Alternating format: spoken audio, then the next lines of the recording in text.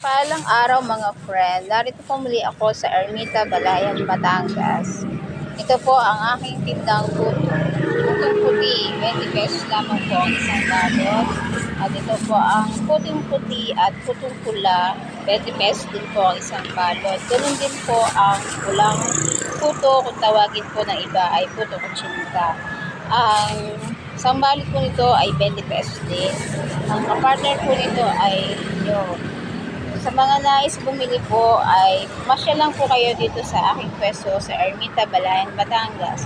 Matatagpuan niyo po ako dito ng alas 6 ng umaga at hanggang alas 9 ng umaga. Malapit lang po ako sa Watermark at sa tapat po ako ng Motocross. Sa lahat po ng bumibili at bibili pa, maraming salamat po sa pagtagilik nyo sa aking panindang kakaning puto. Sa katunayan po, ang putong balayan ay isa po sa pinakasikat na pagkain dito po sa aming probinsya. Kaya pasyalan nyo na po ang aking pwesto para bumili ng puto na gawa po mismo dito sa aming probinsya.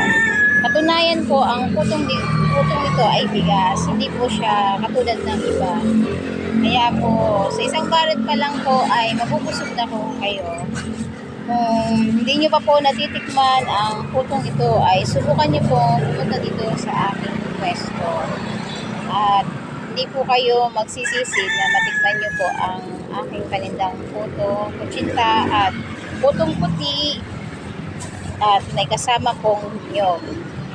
At maraming salamat po sa lahat ng bumibili sa aking panindang puto. Subukan nyo pong pumasyal dito sa aking pwesto. Mabuhay po tayong lahat. Bye-bye po.